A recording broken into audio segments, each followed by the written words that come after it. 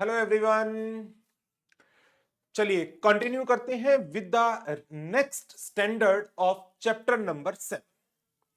Chapter 7 में जैसे हमने पहले डिस्कस किया था, in total 6 standards on auditing है, जिसमें से 3 स्टैंडर्ड हम ऑलरेडी डिस्कस कर चुके हैं, 260, 265 एंड 450।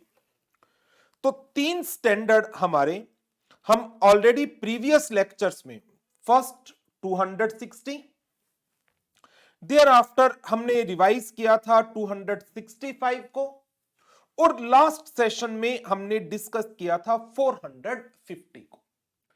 अब इस चैप्टर में 3 स्टैंडर्ड्स हैं जिन्हें हमें कवर अप करना है। फर्स्ट 560 जो डील करता है सब्सिक्वेंट इवेंट्स को, 570 जो बात करता है गोइंग कंसर्न की, एंड 580 जो रिटर्न रिप्रेजेंटेशन के बारे में ऑडिटर को गाइड करता है। तो इस सेशन में हम बात करने वाले हैं 560 की सब्सिक्वेंट इवेंट्स की। सब्सिक्वेंट इवेंट्स क्या होते हैं, आप सबको अच्छी तरह से आइडिया है। जो इवेंट अक्कर होते हैं after the balance sheet date से लेकर up to the date of auditor report, up to the date of auditor report. तो यदि इस पीरियड के दौरान कोई भी ऐसा इवेंट हैपेंड होता है जो अफेक्ट करता है उन सर्कमस्टांसिस को, कंडीशंस को जो एग्जिस्ट कर रही होती हैं बैलेंस शीट डेट के ऊपर, ऑडिटर को चेक करना होता है क्या इन इवेंट्स को whether they require to be adjusted in the assets and liabilities as on balance sheet date, or they require any disclosure in the financial statements or BOD report or otherwise। जैसे हम एक event की बात करते हैं, balance sheet date पर एक debtor से हमें 10 लाख रुपए लेने थे, बट वो पर्सन देने में आनाकानी कर रहा है और इस पीरियड के बीच में ये पर्सन इनसॉल्वेंट डिक्लेयर हो गया। अब क्योंकि ये पर्सन इनसॉल्वेंट डिक्लेयर हो गया, तो जो बैलेंस शीट डेट पर ये 10 लाख रुपए का डेट एग्जिस्ट करता था, नाउ ये एक एडजस्टेड इवेंट बन गया। करंट असेट्स को, ट्रेड रिसीवेबल को हमें एडजस्ट करना पड़ेगा इस 10 लाख रुपए से। हमें इस 10 लाख को या तो राइट ऑफ करना होगा या इसके ऊपर प्रोविजन बनाना होगा। तो ये हो गई एक एडजस्टमेंट। बैलेंस शीट डेट के बाद किसी डेट पर prior to the date of auditor report, let's say एक फायर हुई जिसमें इन्वेंट्री डिस्ट्रॉयड हो गई 20 लाख रुपए की, और वो इन्वेंट्री इंश्योर्ड भी नहीं थी, वो इन्वेंट्री इंश्योर्ड भी नहीं थी। एक सिग्निफिकेंट इवेंट हुआ है, लेकिन ये कंफर्म नहीं करता उन सर्कमस्टांसिस को जो बैलेंस शीट डेट पर एग्जिस्ट करते थे। So it only requires disclosures in the balance sheet. Balance sheet और सॉरी फाइनेंशियल स्टेटमेंट्स के अंदर, नोट्स टू अकाउंट्स में एंड डायरेक्टर्स रिपोर्ट में इसका डिस्क्लोजर रिक्वायर्ड होगा। इसके अलावा कुछ इवेंट्स जो हुए ही इस पीरियड में है, जैसे आपने नए शेयर्स इशू करे 50 लाख रुपए के, नए शेयर इशू करे 50 लाख रुपए के, ना तो उसको एडजस्ट करने की जरूरत है बैलेंस शीट पर असेट्स और लायबिलिटीज में, ना ही उसका कोई डिस्क्लोजर एज सच देने की आवश्यकता है। ये नेक्स्ट ईयर का इवेंट है, नेक्स्ट ईयर की बैलेंस शीट में अपना रोल प्ले करेगा। सो यदि हम 24-25 की ऑडिट कर रहे हैं और शेयर्स इशू किए गए in the month of April 25, तो इसका इफेक्ट जो फाइनेंशियल स्टेटमेंट्स बनाई जाएंगी फॉर द ईयर 25-26 उसमें लिया जाएगा। सो बैलेंस शीट डेट के बाद जो भी इवेंट्स अक्कर हो रहे हैं, हमें नंबर 1 चेक करना है क्या उन इवेंट्स को एडजस्ट करना है इन द असेट्स और liabilities as on the balance sheet.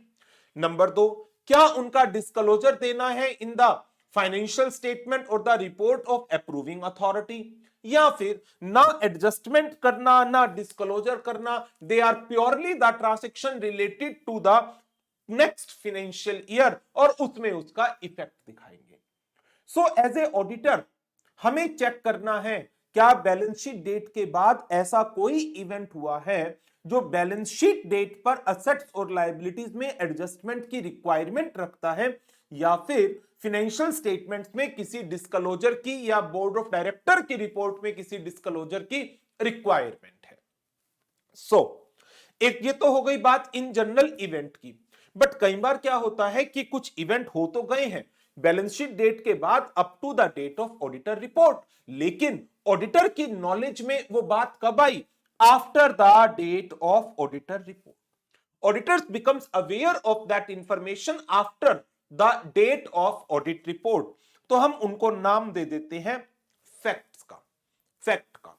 तो ये जो स्टैंडर्ड है डील करता है उन इवेंट्स को that occur after the date of balance sheet but up to the date of auditor report, and also includes the fact with which auditor become aware after the date of auditor's report.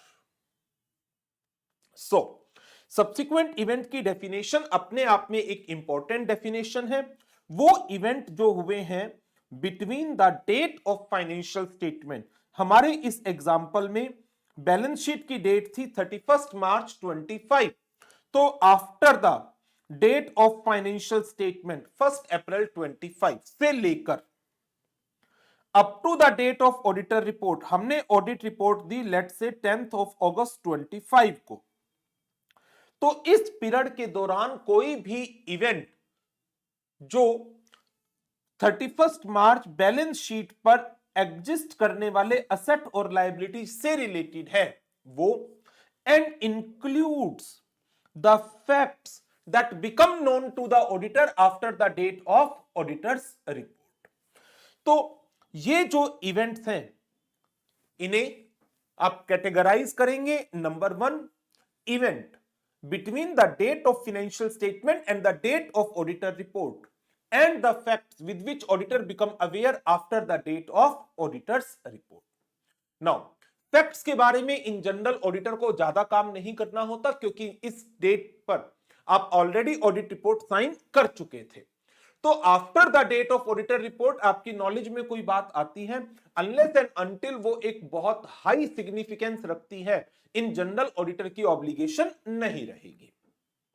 तो main है जो event हुए after the date of balance sheet but up to the date of the auditor report, उन events को, क्या उन events में किसी एडजस्टमेंट की जरूरत है या उन इवेंट्स को डिस्क्लोजर्स में, उन इवेंट्स के डिस्क्लोजर्स देने हैं। सो जो इवेंट्स हैं उन्हें हम दो कैटेगरीज में डिवाइड करते हैं। Those events that provides the evidence of the condition that exist at the date of financial statement, इन्हें बोला जाता है adjusting events। ये वो इवेंट्स हैं that requires adjustments in the assets and liabilities, जिसमें मैंने आपको एग्जांपल दिया अभी डेटर्स वाला। 31 मार्च को 10 लाख का डेटर था, 31 मार्च के बाद उस डेटर की इंसॉल्वेंसी डिक्लेयर हो गई before the date of auditor report. Now it requires adjustment as on 31 मार्च 25। या तो हमें डेटर को राइट ऑफ करना होगा या उसका फुल अमाउंट का प्रोविजन हमें बनाना पड़ेगा। Those events that provide evidence of the condition that arise after the date of financial statement, for example fire वाला केस, तो इन्हें बोला जाता है non adjusting events, and these events only requires disclosures in the notes to account or in the report of approving authority depending upon the requirements of financial reporting framework.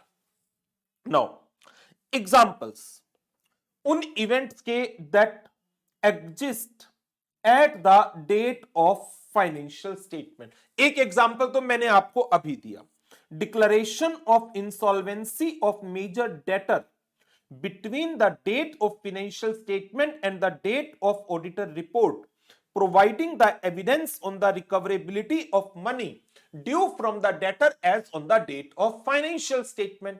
दूसरा example है 31 मार्च को कोई litigation exist करती थी और उस litigation का conclusion आ गया after the date of financial statement before the date of auditor report, जिसमें हमारी फेवर में फैसला नहीं गया हमारे क्लाइंट की फेवर में, and client is required to pay a compensation of 50 lakh रुपए, तो 50 लाख का प्रोविजन तो बनाना पड़ेगा।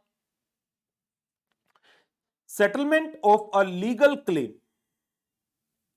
आउटसाइड कोर्ट, फैसला कोर्ट के थ्रू नहीं आया, आउटसाइड कोर्ट सेटलमेंट हो गई at a reduced amount between the date of financial statement and the date of auditor report for which the provision has already been made in the financial statement.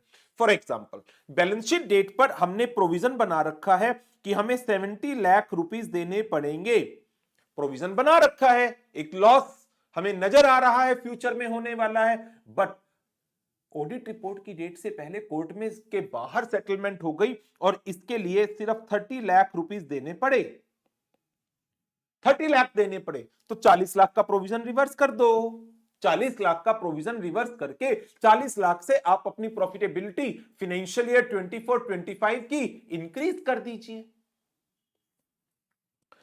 Examples of events that provide evidence of conditions that arise after the date of financial statement, और इनका हो सकता है disclosure देना पड़े, हो सकता है डिस्क्लोजर भी ना आए, जैसे issue of new share capital, planned merger of the company, destruction of substantial inventory due to fire between the date of financial statement and date of the auditor report. तो फायर का example मैंने दिया आपको, share capital का example मैंने आपको दिया, एक और एग्जांपल दिया हुआ है planned merger of the company.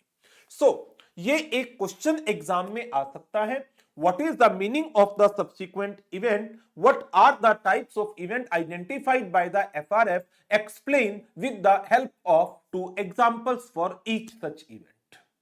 तो ये पूरा का पूरा topic meaning of subsequent event, types of subsequent event, example of the subsequent events, ये कवर हो गया। ऑब्जेक्टिव, ऑडिटर का क्या ऑब्जेक्टिव है इन इवेंट्स के रेफरेंस में? ऑडिटर को sufficient appropriate audit evidence obtained करने हैं that those events that occur after the date of financial statement but up to the date of the auditor report that require either adjustment or disclosure are appropriately adjusted and disclosed as the case may be। तो जिन events की adjustment होनी थी वो adjust हो गए assets liabilities में, जिन events के disclosure आने थे वो डिस्क्लोजर दिए गए हैं, उसके sufficient appropriate audit evidence auditor को कलेक्ट करने हैं। Obtain sufficient appropriate audit evidence regarding whether the event that occur between date of financial statement and date of auditor report that require either adjustment or the disclosure are appropriately adjusted or disclosed। Number 2, यहां तो evidence की बात आ गई up to the date of auditor report, but if any fact exists with which auditor became aware of this fact after the date of auditor report, but These facts are of so much significance कि यदि ये audit report की date से पहले मुझे पता चल चुके होते तो मैं अपनी ऑडिट रिपोर्ट मॉडिफाई कर देता। Respond appropriately, respond appropriately to the fact that became known to the auditor after the date of the auditor report, had they been known at the date of auditor report, or it may cause the auditor to modify the report। Suppose ये insolvency हो तो गई थी audit report की date से पहले, company की management ने इसे छुपाया, मुझे पता चल चुका होता तो मैं मॉडिफाइड ओपिनियन डालता कि इस डेटर को या तो राइट ऑफ करिए या प्रोविजन बनाइए, राइट ऑफ नहीं करते या प्रोविजन नहीं बनाते तो मैं मॉडिफिकेशन डालता, मैं रिपोर्ट क्वालिफाई करता, मुझे भी पता नहीं चला। ये फैक्ट मुझे पता चला कब? After the date of audit report. तो क्या छोड़ दूंगा अब ना? यदि ये फैक्ट ऑडिट रिपोर्ट की डेट पे पता चलता और मैनेजमेंट से करेक्शन करवाता, मैं मैनेजमेंट करेक्ट ना करती तो मैं वो मॉडिफाइड ओपिनियन देता, तो इसका मतलब ये एक इंपॉर्टेंट फैक्ट है, तो इसे ऐसे ही इग्नोर नहीं किया जा सकता। Respond appropriately. अब मैं मैनेजमेंट को कहूंगा मॉडिफाई द फाइनेंशियल स्टेटमेंट्स। चलो, तो एक तरीके से हमारे पास जो इंफॉर्मेशन निकल करके आई उसके हिसाब से जो इवेंट्स हैं ऑडिट के हिसाब से दो कैटेगरीज में आ गए। एक तो एक्चुअल इवेंट्स जो हुए हैं after the date of financial statement से लेकर up to the date of audit report, और दूसरे हैं फैक्ट्स जिनके बारे में ऑडिटर को पता चला कब? After the date of audit report. Had the fact known to auditor on the date of auditor report, it may cause the auditor to modify the opinion। तो ऐसी सिचुएशन में इन फैक्ट्स पर अप्रोप्रिएटली रिस्पोंड करिए। अब इन facts को भी हम दो कैटेगरीज में बांट सकते हैं। क्या? Before date of issue of financial statement, after issue of financial statement. जैसे बैलेंस शीट की डेट आ गई 31 मार्च 25, 20 अगस्त 2025 मेरी डेट ऑफ ऑडिट रिपोर्ट, 10 सितंबर, 10 की जगह कर देते हैं इसको 25 तो जल्दी हो गई, 30th ऑफ अगस्त 25 date of issue of financial statement to the users of the financial statement. 31 मार्च बैलेंस शीट की डेट, 20th ऑफ अगस्त जिस दिन मैंने ऑडिट रिपोर्ट साइन की, 30th ऑफ अगस्त वो डेट जिस दिन मैनेजमेंट ने audited financial statement along with audit report अपने यूजर्स को भेजी है, date of issue of financial statement. So एक तो कैटेगरी आ गई मेरे पास ये डेट ऑफ फाइनेंशियल स्टेटमेंट से लेकर up to the date of audit report के बीच में हैपेंड होने वाले इवेंट्स, और दूसरा आ गया ऑडिट रिपोर्ट से लेकर date of issue of financial statement के बीच में मुझे फैक्ट का पता चलता है, और तीसरा आ गया कि after issue of financial statement. अब देखो एक बड़ा सिग्निफिकेंट बात आ जाती है कि यदि मैंने ऑडिट रिपोर्ट साइन कर दी, बट ऑडिट रिपोर्ट साइन करने के बाद मुझे पता चला कि फाइनेंशियल स्टेटमेंट्स में कुछ गड़बड़ है, यदि ये इंफॉर्मेशन मुझे पहले पता चल जाती तो मैं रिपोर्ट मॉडिफाई कर देता। तो अब मैं क्या करूंगा? I will discuss the matter with the management, determine the need for modification of financial statement. यदि फाइनेंशियल स्टेटमेंट मैनेजमेंट ने मॉडिफाई कर दी तो जो मॉडिफिकेशन हुई, जो चेंजेस हुए, मैं उस पर अपने ऑडिट प्रोसीजर्स परफॉर्म करूंगा और एक नई ऑडिट रिपोर्ट बना करके दे दूंगा, पुरानी वाली ऑडिट रिपोर्ट को खत्म कर दिया जाएगा। लेकिन यदि मैनेजमेंट ने फाइनेंशियल स्टेटमेंट को मॉडिफाई करने से मना कर दिया, देन फिर मैं मैनेजमेंट को कहूंगा कि मेरी ये वाली जो ऑडिट रिपोर्ट थी ये इशू मत करिए, और मैं मैनेजमेंट को मॉडिफाइड रिपोर्ट दूंगा और वो मॉडिफाइड रिपोर्ट इशू की जाएगी। लेकिन यदि ऑलरेडी फाइनेंशियल स्टेटमेंट्स इशू हो चुकी थी तो मेरी ऑडिट रिपोर्ट भी जा चुकी, उसके बाद मुझे कुछ मैटर का पता चलता है, need to discuss the matter with management, determine whether there is a need to amend the financial statement. If there is a need to amend the financial statement, request the management to make the changes in the financial statement। और फिर जो management ने changes करे उसके ऊपर मैं अपने audit procedures perform करूंगा and I will issue a new audit report. लेकिन यदि मैनेजमेंट ये कहती है अरे फाइनेंशियल स्टेटमेंट इशू हो गई है, अब क्यों पंगा ले रहे हो, जो हो गया अगले साल देखेंगे, तो आप you need to take the appropriate action. किस लिए? कि जिन यूजर्स को आपकी ऑडिट रिपोर्ट भेजी गई है आप उन्हें अलर्ट कर सकें कि मेरी ऑडिट रिपोर्ट पर रिलाई ना किया जाए। क्यों?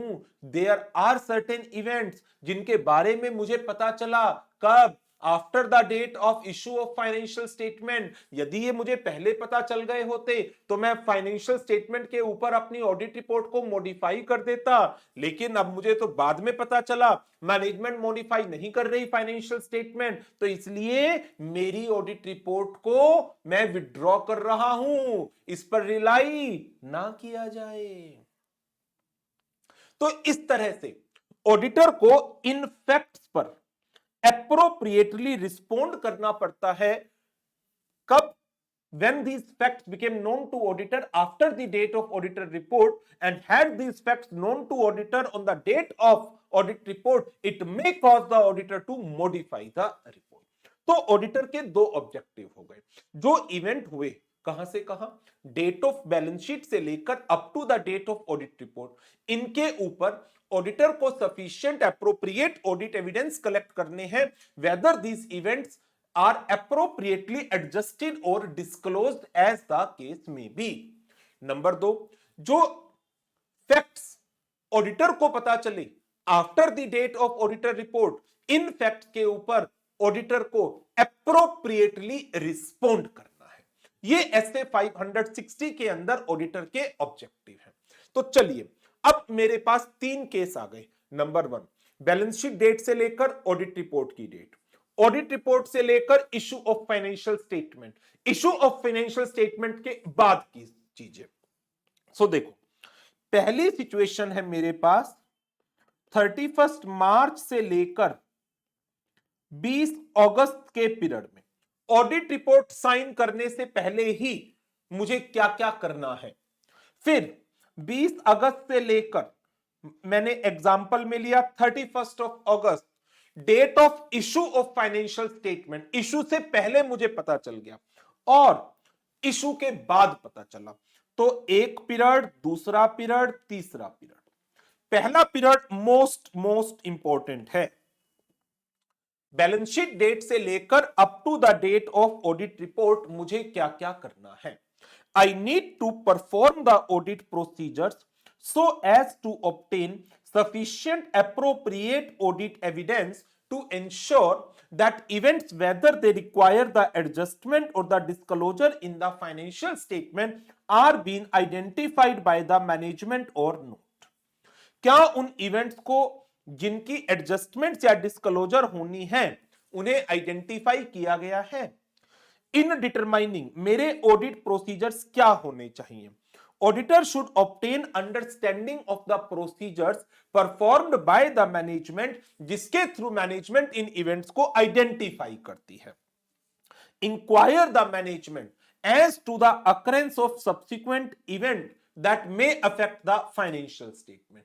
बैलेंस शीट डेट के बाद मैनेजमेंट की कोई मीटिंग हुई है तो उस मीटिंग के मिनट्स बुक्स आप स्टडी कर सकते हैं। मान लीजिए इस एग्जांपल में 30th ऑफ जून को कोई बोर्ड मीटिंग हुई, 30th ऑफ जून को, और बैलेंस शीट डेट के बाद कोई इंटरिम फाइनेंशियल स्टेटमेंट बनाई गई, जैसे Q1 1 अप्रैल से 30th जून, उन्हें स्टडी कर लो। Read the minutes of management meeting that have been held after the date of financial statement and read the entity latest interim financial statement if there is। Now, तो ये है auditor के main activities. Now, इन activities को perform करने के बाद if auditor identify any event that require adjustment or the disclosure, auditor need to check क्या ये इवेंट मैनेजमेंट ने आइडेंटिफाई किया है, डिस्क्लोज किया है, एडजस्ट किया है या नहीं किया।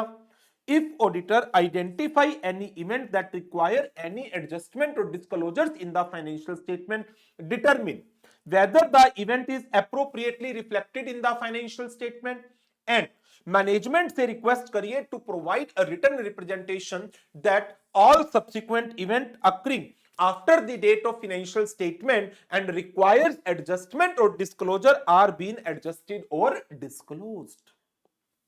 So this is the most important question of the SA 560, audit procedures that need to be performed so as to obtain audit evidences regarding the adjustment or the disclosure of subsequent event। So auditor is required to perform the audit procedures to obtain sufficient appropriate audit evidence that event which require adjustment or disclosure have been identified by the management.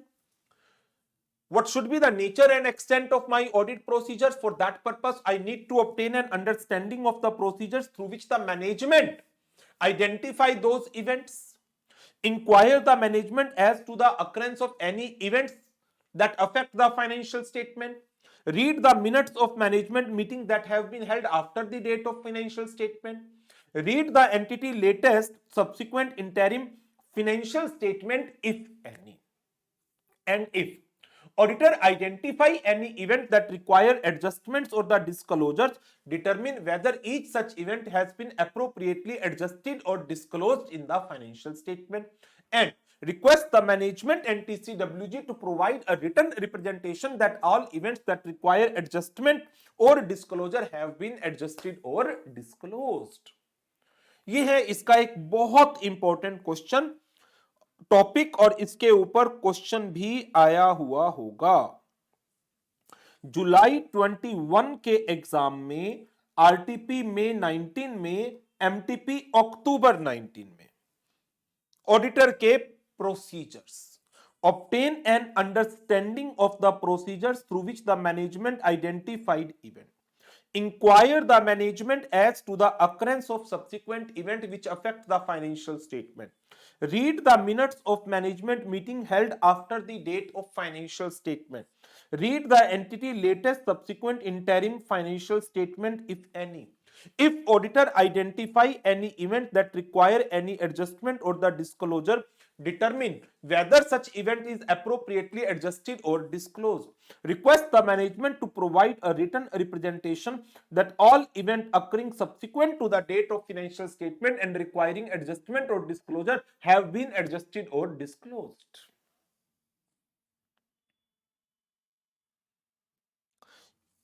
ये तो RTP MTP का question है meaning of subsequent events पर and types of subsequent events पर। ये एक case study आ गई। ये आरटीपी मई 24 में फिर ये क्वेश्चन रिपीट हुआ। Audit procedures to obtain sufficient appropriate evidence to identify the events. Inquiry, reading, obtaining WR। चलिए, 2-3 क्वेश्चंस हमने डिस्कस कर लिए, अब आगे बढ़ते। अब ऑडिटर को up to the date of auditor report idea नहीं लगता उन इवेंट्स के बारे में। मैनेजमेंट ने खुद भी उन इवेंट्स को आइडेंटिफाई नहीं करा, तो अब क्या करना पड़ेगा? मैंने ऑडिट रिपोर्ट दे दी और मैं आराम से अपनी ऑडिट फाइल बनाई, कबर्ड में रखी या ड्रॉर में रखी, मैं सो गया, भूल गया बस। लेकिन हमें बाद में पता चलता है, अरे उस कंपनी में तो डेटर इंसॉल्वेंट हो गया, उस कंपनी की लिटिगेशन का रिजल्ट आ गया, उस कंपनी में फायर हुई थी, ये हुआ, वो हुआ, ऐसा हुआ, वैसा हुआ। ऑडिट रिपोर्ट की डेट तक मुझे पता नहीं चला। फिर मैं जल्दबाजी में काम करूंगा और देखूंगा फाइनेंशियल स्टेटमेंट इशू तो नहीं हुई, पता चलता है फाइनेंशियल स्टेटमेंट इशू नहीं हुई। Then I feel somehow relaxed, मैं रिलैक्स फील करूंगा। मैंने ऑडिट रिपोर्ट बनाई तो है, अभी साइन ही तो करे, इशू थोड़ी हो गई अभी वो। नाउ अब मैं क्या करूंगा? इशू नहीं हुई है फाइनेंशियल स्टेटमेंट, इन जनरल मेरी कोई ऑब्लिगेशन नहीं है after the date of audit report. No obligation to perform the audit procedures regarding the financial statement after date of audit report. However, if a fact become known to auditor that ये fact मुझे date of audit report पर पता होता और इसकी adjustment नहीं हुई होती, इसका disclosure नहीं हुआ होता, तो मैं audit report amend करता। तो इसका मतलब this is a very important information. Discuss the matter with the management and TCWG. Determine whether the financial statement requires any amendment and how management intends to address this matter in the financial statements. यदि management financial statement amend कर देती है तो मैं अपने audit procedures extend करूंगा amended part के ऊपर। Extend the audit procedures amended part पर और क्या करूंगा, एक नई ऑडिट रिपोर्ट बनाऊंगा और मैनेजमेंट को इशू करूंगा। Extend the audit procedures to the date of new audit report. जैसे एग्जांपल लेते हैं उसी पॉइंट को, 31 मार्च 25 बैलेंस शीट की डेट है और 20th ऑफ अगस्त 25 मैंने ऑडिट रिपोर्ट के ऊपर डेट डाल दी। डेट ऑफ ऑडिट रिपोर्ट, मेरी ऑडिट रिपोर्ट तैयार हो चुकी थी। 31 अगस्त को फाइनेंशियल स्टेटमेंट इशू होनी है, लेकिन मुझे तो 26 अगस्त 25 को ही पता चल गया। तो मैं क्या करूंगा, मैनेजमेंट को कहूंगा रोक दो, फाइनेंशियल स्टेटमेंट इशू नहीं होगी, आप फाइनेंशियल स्टेटमेंट को मॉडिफाई करिए। 26 अगस्त को पता चला, 28 अगस्त तक मैनेजमेंट के साथ फैसला हुआ कि फाइनेंशियल स्टेटमेंट अमेंड होगी, फाइनेंशियल स्टेटमेंट अमेंड कराई गई और अब मैं 5 सितंबर 2025 को अपनी नई ऑडिट रिपोर्ट इशू करूंगा। तो जो अमेंडेड फाइनेंशियल स्टेटमेंट है उनके ऊपर I need to perform the audit procedures on the amended part. So, extend audit procedures to the date of new audit report. Provide the new audit report on the amended financial statement. लेकिन यदि management financial statement amend करने से मना कर देती है और audit report मेरे पास ही है, अभी डेट ऑफ ऑडिट रिपोर्ट का मतलब क्या है, मैंने ऑडिट रिपोर्ट पर साइन करे हैं, मैनेजमेंट को दी थी कॉपी या नहीं दी थी ये नहीं पता। यदि मैनेजमेंट को नहीं दी, ऑडिट रिपोर्ट मेरे पास ही है, modify the opinion if report not yet provided to the entity.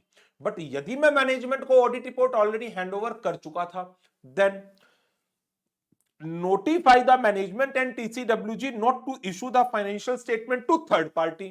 और मेरे मना करने के बावजूद मैनेजमेंट फाइनेंशियल स्टेटमेंट को थर्ड पार्टी को इशू कर देती है। Take appropriate action so that third party will not rely on your audit report so as to prevent the reliance on audit report. Notice दे दो कि मैं अपनी ऑडिट रिपोर्ट विड्रॉ कर रहा हूं। ये तो बात है कि फाइनेंशियल स्टेटमेंट इशू होने से पहले ही हमें इस बारे में पता लग गया, लेकिन we came to know about this information after the issue of financial statement. 31 अगस्त के बाद जाकर के पता चलता है। फाइनेंशियल स्टेटमेंट जा चुकी है शेयर होल्डर्स के पास, बैंक्स के पास, स्टॉक एक्सचेंज के पास, गवर्नमेंट के पास, जहां जहां जानी थी सब जगह चली गई। इन जनरल मेरी कोई ऑब्लिगेशन नहीं है, लेकिन यदि फैक्ट मुझे पता चलता है जो इतना इंपॉर्टेंट है कि ऑडिट रिपोर्ट की डेट पर यदि मुझे पता होता, it may cause the auditor to amend the audit report, discuss the matter with the management and TCWG, determine whether the financial statement requires any amendment, inquire how management intends to address the matter in the financial statement. यदि management financial statement को amend करने के लिए तैयार हो जाती है तो मैं अपने नेसेसरी ऑडिट प्रोसीजर्स को परफॉर्म करूंगा। I will review the steps taken by the management कि जिन जिन पर्सन को पहले आपने फाइनेंशियल स्टेटमेंट भेजी थी उन सब पर्सन को अमेंडेड फाइनेंशियल स्टेटमेंट भेजने का प्रोविजन रखा है या नहीं रखा। Review the steps taken by the management to ensure that anyone in receipt of the previously issued financial statement is informed of this situation. Extend the audit procedures to date of new audit report and provide a new audit report on the amended financial statement. अपनी audit report में जो नई audit report बनाई जाएगी अब amended financial statement के ऊपर, मैं उसके अंदर एक एम्फेसिस ऑफ मैटर पैराग्राफ डालूंगा और उसमें रेफरेंस दूंगा किसका, देखो एक फाइनेंशियल स्टेटमेंट पहले बनी, एक बाद में बनी। जो फाइनेंशियल स्टेटमेंट बाद में बनी, क्या उसके नोट्स टू अकाउंट में रीजन दिया जाएगा कि नई फाइनेंशियल स्टेटमेंट क्यों बनाई गई है, why the amendment is been carried out. सोचकर देखो लॉजिकल है या नहीं। अमेंडेड फाइनेंशियल स्टेटमेंट के अंदर नोट्स टू अकाउंट में इस चीज का रीजन डिस्क्लोज किया जाएगा या नहीं, why the financial statements are been amended, बिल्कुल दिया जाएगा। तो मैं अपनी नई ऑडिट रिपोर्ट के अंदर एक एम्फेसिस ऑफ मैटर पैरा डालूंगा और रेफरेंस दूंगा इट्स नोट्स टू अकाउंट का, जिसमें रीजन लिखा हुआ है why the financial statements has been amended. In amended auditor report, EOM para referring to the note of financial statement that discuss the reason of amendment in financial statement shall be included.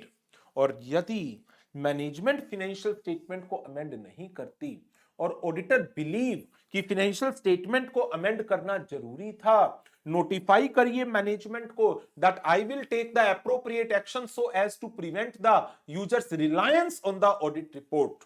और इतना कहने के बावजूद management या TCWG कोई action नहीं लेते हैं, they does not take the necessary steps to modify the financial statement, then take appropriate action to seek the users reliance on the audit report. So this is about SA 560, जिसमें 4 questions rather 5 questions बनते हैं। पहला, meaning and types of subsequent event along with example. दूसरा question, meaning of subsequent event and the auditor's objectives.